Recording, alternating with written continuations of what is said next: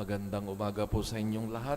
Gayon din ang mga kapatid na nasa ibang dako ng mundo na nakikibahagi sa ating pagsamba dito sa Shrine of Jesus, the Divine Word. As I used to do during weekdays, I will focus the reflection on the first reading. Today, we have one of the best-known pages, I think, in the Bible regarding the prophet Elijah. And the basic question is, where is God? Saan ang Diyos? No?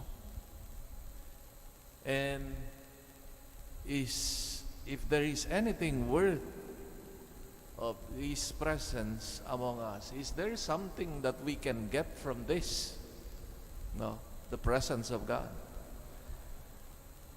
And it seems in the experience of Elijah, the answer is negative.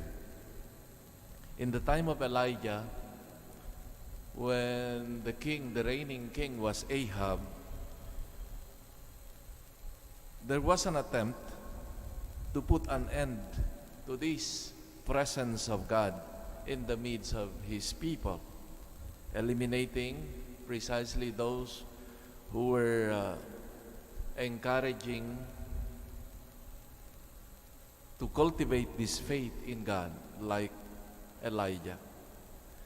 It seems that Elijah was left alone in this, and he was persecuted by the king. If we have some time, I think, to dedicate and read this story of Elijah in the book of Kings, we see that the life of Elijah is full of ups and downs. He believes in God, and then suddenly his confidence in God falls apart. He is faithful and takes justice into his hands. He triumphs, but also fails. He dares courageously, but needed to flee. Anyway, if we see, Elijah is like any one of us, anyone else. But we know, and that is the point of the reading today, God is there always. And it seems that God is present in the most simple means. God was not in the thunderstorm, in the lightning, as the first reading says, but He was in the gentle breeze of evening. In today's first reading, the great prophet can only be amazed at the passage of God, like a faint breeze after having walked through the desert. No, he was knocked down and dejected by the contempt of the powerful and his own people.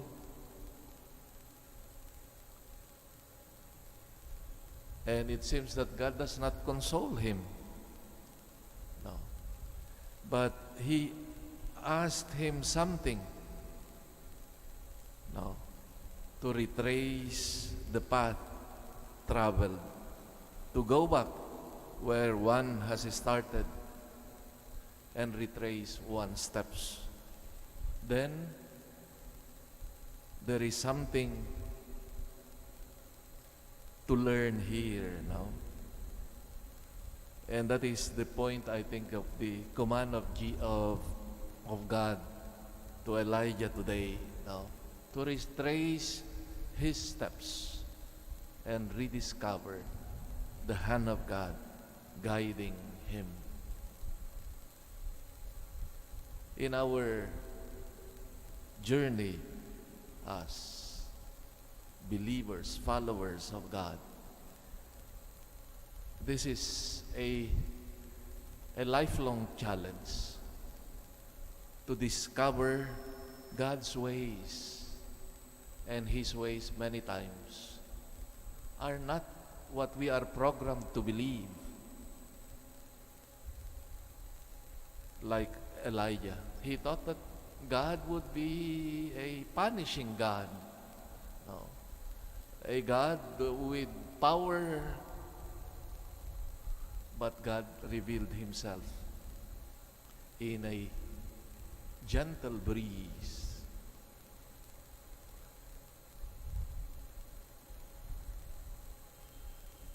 It is important that we rediscover or come to discover the many facets, many forms of God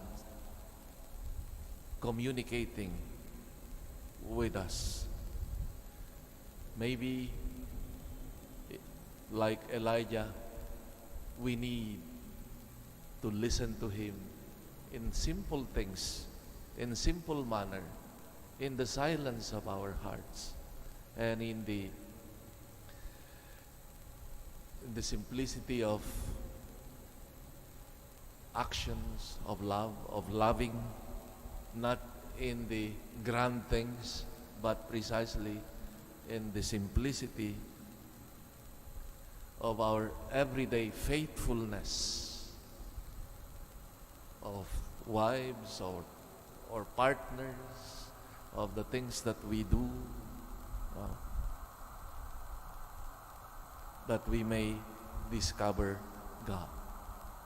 And we ask the Lord, especially for people, maybe we know some who are questioning the meaning of life because they cannot find meaning or sense or joy in their life as they face difficulties maybe, or we remember them. But like Elijah,